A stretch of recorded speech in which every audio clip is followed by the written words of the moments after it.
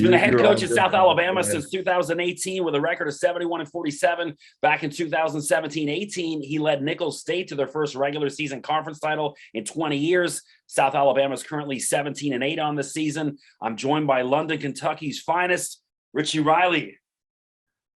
Awesome to chat with you, Richie. It's a pleasure to be on, man. You, I remember when I became a head coach at Nicholls, you were always a guy that showed a genuine interest in our program when not a lot of people even knew who we were. And I always appreciated that. And you gave us some great coverage, and we had some good times talking back in those days of how we were going to figure it all out and build a program. Awesome. I really appreciate that. So it's funny, because of that relationship, I always tune in whenever you're coaching, and I'm watching you guys against Troy a couple weeks ago, and I'm looking at the TV, and I honestly thought, I'm like, Richie looks 10 years younger now than he did a couple of years ago, which is funny because most head coaches look 10 years older. So what's your secret to kind of staying young and healthy and fit? I need to record you saying that so I can show it to my wife and anybody else, because I feel a lot older, to be honest. Being a head coach, moving over that one seat is dramatically different. The pressure that it puts on you, the just everything that goes with it. It's really hard. So I appreciate you saying that. I try to stay in the best shape that I can, but my body may look okay, but my mind and the wear and tear it's taken on me, man, it's been exhausting, but I wouldn't trade it for the world. I love doing this. It's what I've dreamt of, being a basketball coach since I was 8 years old. So the opportunity to do it at a special place like South Alabama and at this level of basketball is really special for a guy like me coming from Kentucky. So you guys have won 2 in a row, 17-8 on this season. What's working well for you guys so far? It's been a wild year since COVID hit 2 years ago. It's been just crazy. 2 years ago, I felt like we were in prime position to have a chance to win it. And we were in the semis and they shut everything down. And then last year we lost some guys to COVID opt-out, and I felt like we had one of our best teams we've ever had. So this year coming into it, I was hopeful we kind of, we're moving in a positive direction with COVID and everything. And it still affected us mid-year. We had a couple games that got canceled. Then we had a couple guys that were out. We played with 6 guys at home against App State earlier in the year. So it's been a grind all year of things happening and trying to get through that. But we found our way a little bit here late. We hit rock bottom. We went on a road swing. We played at Troy after we had just beaten them here. And then we lost that one. Then we went the Georgia swing and lost to Georgia Southern and Georgia State, which was, 3 in a row for us. And it was like, we don't do that very often here. And the road swing was brutal for us. So we came back home last week and played arguably the best basketball we played all season. And I feel good about our team going down the stretch run. We got 2 on the road this weekend, and we got 2 at home, and then it's a tournament 50 minutes down the road in Pensacola. You kind of touched on it, all the COVID nonsense and that, and I was going to get to it later, but seeing how you mentioned it, I mean, this year's had to have been a little bit more enjoyable than last year with, even the past 2 years with all shutdowns and stuff like that. Has it been fans back in? Things seem a little bit more normal?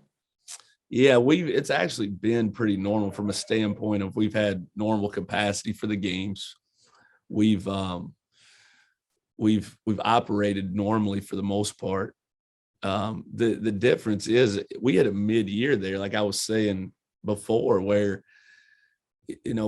teams were missing a lot of games. And I'm just so thankful and happy that it feels like we're kind of past that point now where you don't see as many games canceled. I mean, there was nights where 25-30% of the games were getting canceled there mid-season. So it feels good. We love our fans down here. We've actually, in the time we've been here, this is year 4, our fan base has grown. We have really good crowds now. We have really good support. So last year, not having those people with us was a disadvantage for us. I mean, this building can get really loud. You see the picture behind me. It's from when we played Auburn. It can get really loud. We play in a great venue, and our fan base is really grown to love hoops at South Alabama when we're in football country down here. So you've got a couple guys averaging just over 16 points a game. Just wanted to chat about them. Charles Manning Jr. and JJ Chandler. Tell me a little bit. I know what they are as players, who these guys are off the court, and Manning from LSU, Chandler from Texas A&M. Just talk about how you convinced them to even come to South Alabama as well. Yeah, over the years we've created a really unique brand in the transfer portal. I've seen you comment on it before that we were kind of the first ones to the party, and so with being ahead of the curve, we've built some equity with people. They've seen what our guys have been able to do when they've transferred, whether that was a transfer from a Power 5 coming to us or whether it was a transfer from a lower level transferring up to us. They've been productive. I'll put our production up against any team in all of Division I. When you look at what transfers have done for our program, the productivity they've had, the jump they've had from where they were once we got them, I put it up against anybody in the country. So those two guys, Charles Manning was a guy that had some meaningful time at LSU. It's not like he was a guy that sit the bench, and JJ was the same way at Texas A&M. I mean, they started some games for both of those places. They had double-figure scoring games. So both those guys were recruited really heavy out of the portal, and both of them had 1 year left to play. The COVID year, they got the COVID year back, and they both did their homework on who we were as a program, who I am as a head coach, and they saw guys like them, not necessarily just like their game, but guys in their situation with 1 year to play that we had done such a great job with. They had been able to produce. They'd been able to showcase what they can do. And both those guys made a very educated and smart decision. I talk about it all the time. When you're looking for a specific thing, you don't go to certain doctors if that's not the, what's going on with you. The same thing with going to play somewhere out of the transfer portal. You don't want to go somewhere where they don't have experience. They can't show you how guys like you have been successful with their program. And we can obviously do that. And both those guys trusted us. They believed in us, and they came in and been unbelievable. They're both great kids. They both have a bright future playing this game. I think they'll play for a long time after they leave here. And I'm really happy for both of them because, again, they played in the Power 5. They played in the SEC. They played in a lot of meaningful games, but they never got to be the guy, that is, making those shots down the stretch, that can be a leader on the team.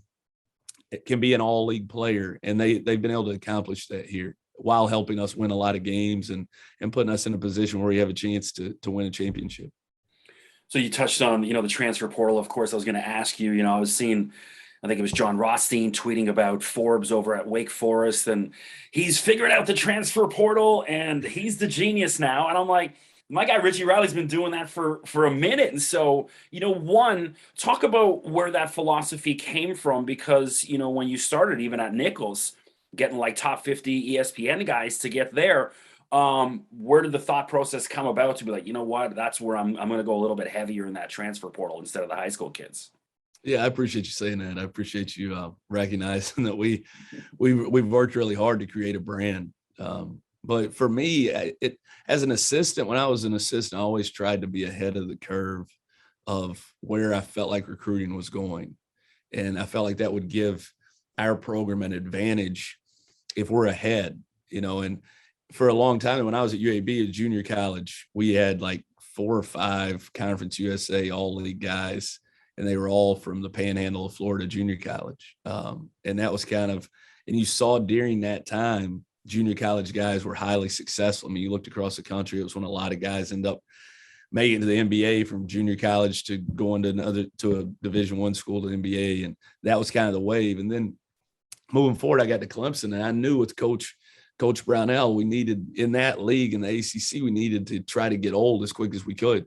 And the transfers, there was no portal then, but transfers I felt like was the best way to do that, because in the ACC, when you're at Clemson, you're competing against the Dukes, the Louisvilles, the North Carolina, you could name them forever.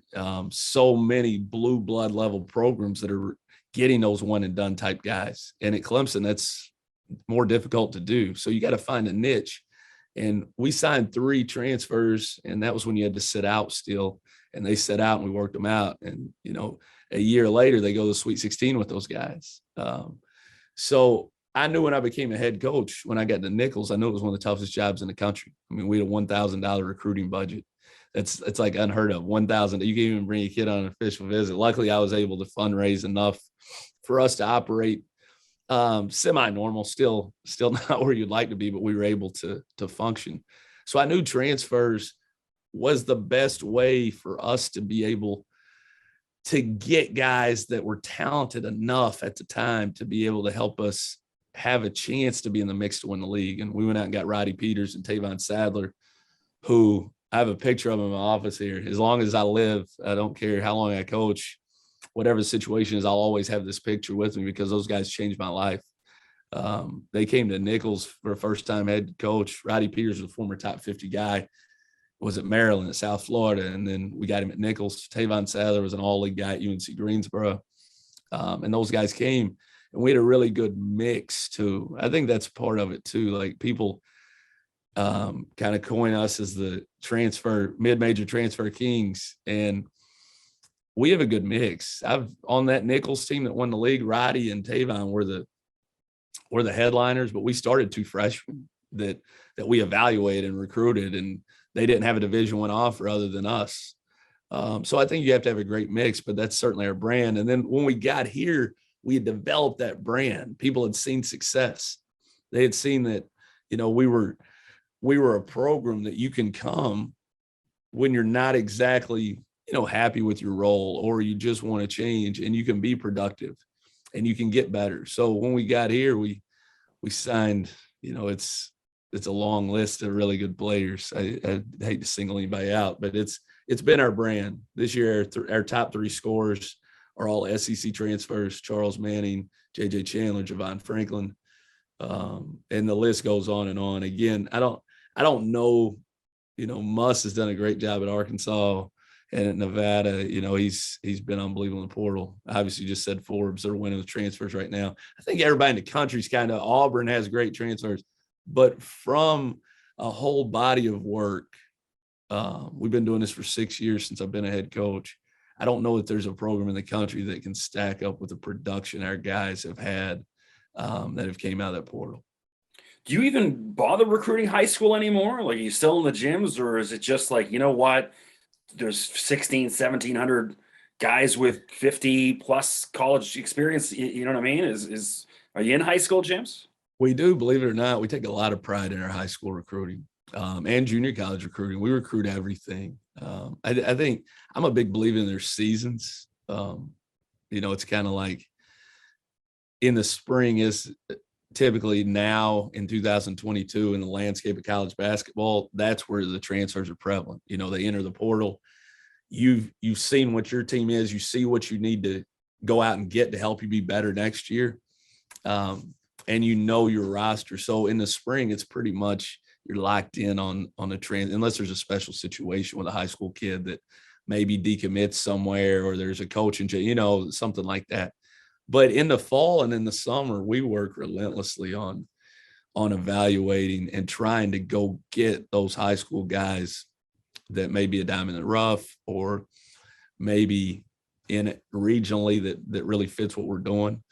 And this year we signed 2 really, really good players. Jamar Franklin out of Florida, he plays at Mo Spates Academy. Really good player. I think I think we got a steal. And I feel the same way about Julian Margrave, prep school kid from up in the Northeast. He's originally from a little bitty town in Kansas, 6'10", stretch 4. And I think both those guys, if they were available now, man, it'd be a dogfight. So we did a really good job of identifying and evaluating those guys. And like I said, every year we usually start a freshman with all the transfers we have, because I think it's so important to have a great mix. You can't have a team full of transfers, especially with 1 year left to play. It just doesn't work like that. And I don't think in today's climate you can have a team full of young kids. I think think you have to have a great mix of young guys within your program that you think can be really good, and the transfers that you bring in can be impact guys, and you allow those young guys to continue to develop and continue to get better. And eventually those guys are the older guys in your program. So that's kind of how we try to do it. We don't discriminate against any of it. JUCO, high school, transfers, and we recruit transfers from Division I, Division II, NAI. We really work hard to evaluate and understand everything that's out there, and being able to decipher exactly what we need and who fits us. And, there is no clear cut thing for that. You just got to do your work and do your best to figure out those guys and try to not miss too much. I think as coaches, we all miss from time to time, but you want to try to not miss very often. It's funny. I had a conversation earlier about an hour ago with Casey Alexander, the Belmont head coach. No transfers at all on his roster. So almost the exact, opposite end of the spectrum on that. Well, he's a heck of a ball coach, man. Their program is one of the elite programs in the country, period. And I think it's to each its own. And I think each situation is different. Belmont, with what they are, with what they've been, they have a brand of their own. And it's not, I don't blame them. I wouldn't change anything either. I would keep doing exactly what I'm doing. I lost you there. A little bit of a lag on the stream there. So, so speaking of success elsewhere, you've had a great run over both at Nichols and here at South Alabama. Your name's starting to be mentioned in other jobs. I know your name was in the mix for the Utah State head coaching position last year. Just talk to me about what that conversation is like with the wife, Jess. I know you got a couple young kids, and when the phone rings, what's the conversation like with the wife and family? I'm very fortunate. My wife is a basketball coach. When we met, we met. We were both NAI assistants. She was at Pikeville and I was at Pikeville, so that's how we met. So she understands and has a really good pulse on the profession that we're in. I love South Alabama. This was a job that I wanted to be at for a long, long time, and I'm fortunate to be here. The spring always brings, a lot of activity, especially in today's age with social media, and there are everything is out there, so whether it's true, false, or indifferent, but she handles it really well. I've moved her all over the place since we got married. We've been married 12 years. It'll be 12 years this summer. And we've lived in South Carolina, I guess, twice, at Coastal Carolina one time, at Clemson one time. And then we were at Eastern Kentucky. We were at UAB. This is our second time in Alabama. Now we're in Mobile. And then in between there, we were in Thibodaux, Louisiana. So she's unbelievable. She's the head coach of our house. She takes care of those boys. We got 3 young ones, and her support level for me is really special. So she handles it really well. She does keep up with it though. Like, she knows everything going on in that cycle, when it starts hitting social media and this and that, and she'll tell me stuff, she'll see my name somewhere or this or that. I won't have a clue, I don't know. But so she's a hoops junkie too. And to be honest, I don't know that I could have married anybody that wasn't. So I'm thankful that she's a hoops junkie. We watch games together. After games, she's talking about what we could have done better, what we did well. So we have a special relationship that way, and it's something that I treasure and I'm really thankful for. Well, we'll see how much she loves you if Buffalo comes calling. Because everywhere you mention is south, warm. You know what I mean? Yeah, we've never been out of this area. We have been in some. I remember when we went to interview at Nichols, we went down there, man, and she didn't really think there was any chance that we would actually do it. She knew I was really hungry to be a head coach, and she didn't know if they would offer me the job, number one, and she didn't really think we would go, number two. And we drove down from Clemson, and we entered right there on the outskirts of town, and it was all swamps. On each side of the road, we're driving this swamp. And she's like, it's like in a foreign country for her. And me too. I had never been anywhere like that. So when we did it, she was like shocked. So the culture shock of Louisiana, especially Thibodeau, it's Cajun country, man. But you know what about places that are different and places that I never dreamt that I would live and she didn't either, is sometimes it's a true blessing as you go. And the people down there in Thibodaux, Louisiana were the best people I've ever met in my life. I still am great friends with a ton of people there. And that was a special time for us. We had our second child. Rock was born down there in Thibodaux. And you don't know, in this profession, it takes you all over the place and you have no clue who you're going to come across. It could be some of your best friends ever. The moments of joy that you have that you never see coming. And that's the beauty of our profession. You don't know year in and year out, you don't know where you may be, but it's all an adventure. And as long as you're with somebody that you love, like my wife, and as long as you got 3 great young kids, the ride is the funnest part. You didn't pull the Brian Kelly move and turn on the Louisiana accent to get that Nichols job, did you? Was that the linchpin? That's Funny. it. It's funny you say that. My video coordinator here is Brian Kelly's nephew. Oh, wow. Okay. So we were dying laughing at it. They got all those Twitter videos of, kind of giving a hard time about how he was talking at that basketball game. But no, I didn't. I don't have that strong Cajun accent. I got a country accent on my own. I think it's Eastern Kentucky accent. So I don't know that I can have any others. I think that's just what I'm going to be all the time. So speaking of Eastern Kentucky, you played a season under Travis Ford at Eastern Kentucky. What'd you learn playing under him that one season? I was part of the team. I don't know how much I played. I played very little. I was on the team. Coach Ford was nice enough to let me be a walk-on, a preferred walk-on.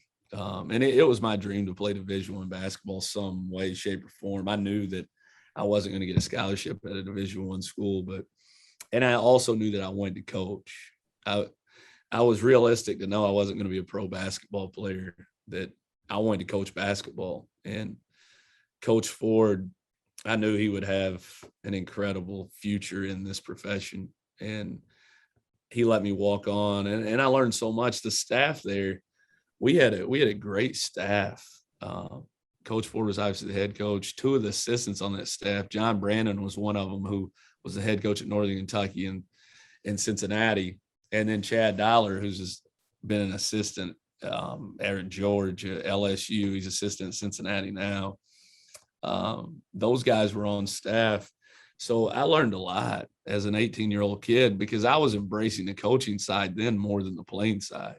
I knew I wasn't going to play very much. So those assistants would let me sit in on some film sessions and talk about basketball with them. And in practice, I would kind of just embrace trying to help guys be in the right spots and know the plays. And so I got a taste of college basketball at 18 as a walk-on at Eastern Kentucky. And it's I learned some lessons and learned some things that I still carry with me today. Cool. So the Sun Belt, it's one of the parity in this conference, top to bottom. Like literally, when I'm going through predictions, who's going to win this? It is probably one of, if not the toughest conferences this year to predict who's going to come out of it, because there's 8-9 teams that can win. Just talk about the challenges of, that much parity every single night, where it doesn't matter what the record of the team is. You gotta show up to play. It's an absolute monster. It's as tough a one bid league as there is in the country. There's incredible coaching. The talent level in our league is really good. It's hard night in and night out. There are no games where you get a night off, where you just show up, and if you play okay, that you're going to win. You have to play at a high level every single game in this league, or you're not going to win. You're not going to have a chance to win. Winning on the road in this league is so hard. And the tournament is going to be incredible because, like you said, there's so many teams that can win it. We're going down the stretch here, and each team has 4 games left, and there's still 4 to 5 teams in contention to win the regular season. Like, it's tight, and it's hard, man. These one bid leagues, I talk about it all the time. They are hard. hard. And not saying that the other multi-bid leagues aren't hard. Every league has its own challenges and it's hard. But when you go into every season knowing only one team out of this league with so many good teams is going to get to go to the NCAA tournament, it makes it really tough. But I love to compete, and I love hoops more than anything outside my family and faith, and I love to compete. So it's been fun for me. The challenge of having to go through the tough schedule that we have in our league, the great coaching, and it's been fun. But only one of us can go to the NCAA tournament. Only one of us can be the regular season champion. So it's going to be a battle down the stretch. But again, I'm looking forward to it, and I know my team is too. We got 3 or 4 guys. This is their last go around in college basketball, and they want to have a special ending. So I know our focus level is good, and I'm excited about the challenge. Cool. One of the teams that not necessarily in that mix of 8 or 9 who could win it, but I was watching you guys run over Little Rock, Arkansas last week, watched most of that game, and Darrell Walker, their head coach. See, for me, I'm in Toronto. Darrell used to be the head coach of the Toronto Raptors. So to me, like, Darrell Walker is like up here. I've tried reaching out to interview him. He's, I've got a few no's on that because I'm like, hey, this guy's the Raptors head coach. So tell me a little bit about, Darrell, what you know about him coaching against some kind of guys. I said, I'm going to see if I can do you a solid and get you an interview with D Walk. Hey, yeah. Yeah, we need to set that up. Yeah. I love him. He's a great guy. He's a great basketball coach. He's always went out of his way. I'm the youngest coach in our league, and he's always went out of his way at the conference meetings or when we play to build a relationship and, talk to me. But I always ask him a million questions. I ask him about his playing days, his coaching days in the NBA, advice that he might have. And he's always went out of his way to take time and talk about whatever I'm trying to ask him. So I've really enjoyed getting to know him. I've enjoyed it. I ask him the question that I always argue about, who's the GOAT? And obviously he's going with Jordan. Like, no question, he played with Jordan, and and I always argue LeBron. So we have that little argument, ongoing debate, but he's done a great job there. They won our regular season a couple of years ago, and we finished second. And I felt like we were destined to play in the finals in New Orleans that year if COVID didn't shut it down. He's done a really good job. This year they've had some injuries, and it hasn't been a great year for them. But he's a heck of a ball coach and a really good person. All right, I'll keep bugging. I'll text you a couple times. Let's see if I can make it happen. I'm gonna see if I can make it happen. And Richie, thankful for your time here. You give me enough time. Your last question. So, we're about 2 weeks away from conference tournament. I mean, what are some of the key contributing factors that you're gonna have to focus on to get South Alabama, through this Sun Belt Conference tournament into March Madness? Yeah, for our team, it always starts defensively with our energy and effort. When we've been really good defensively and we've been locked in, we've played really well. You go back there last 2 games, we averaged giving up 48 points, and we scored mid 70s, and defensively starts everything for us because we're very good in transition, offensively, playing fast, getting out, transition threes, attacking the rim, spraying that ball around, sharing it. That's when we're at our best. So it starts defensively with our ability to create turnovers, with our ability to string stops together and get clean rebounds and get out and push. So defending and rebounding is the most important thing for this team. And I came up with something a little while ago, and our guys didn't even know what this was. It was hilarious. So I said our keys, it starts with DVR. And I was like, you guys know what DVR is? And some of them were like, yeah, I think so. Yeah. I was like, that means you can record it and watch it over, right? So I said, we've got to have DVR so that our performance is worth somebody wanting to watch it again. And DVR stood for defend, value, and rebound. So if we do those 3 things, if we defend at a high level, we value the ball, and our turnovers are low, and then we rebound the ball at a high level defensively and offensively, then we're worth watching again because we probably win and it's a fun game. And it's kind of stuck with us. It was, probably corny. My wife would say it was corny, but the guys kind of could grasp a hold of it once they understood what DVR meant. So that's the key. Our value offensively, ball movement, player movement, and then our ability to defend at a high level and rebound. If we do those things, then I think we can be in position to have a chance to beat anybody. Cool. Well, Richie, always thank you so much for your time. Blessed, that you allow me to do this, once, twice a year. And, I enjoy it every time, brother. I really do. And I appreciate you. I thank you for, again, we're at Nicholls State. You were one of the first people to reach out to me. And again, half the people didn't even know there was a team down there. So I really appreciate you. And this is an annual thing. We got to make sure we do it every year. Absolutely. Yeah. I'm always rooting for you up here in Toronto, Canada, sitting watching. So, let's go Jags. I appreciate you, brother. We'll talk soon. All right, Richie. Peace.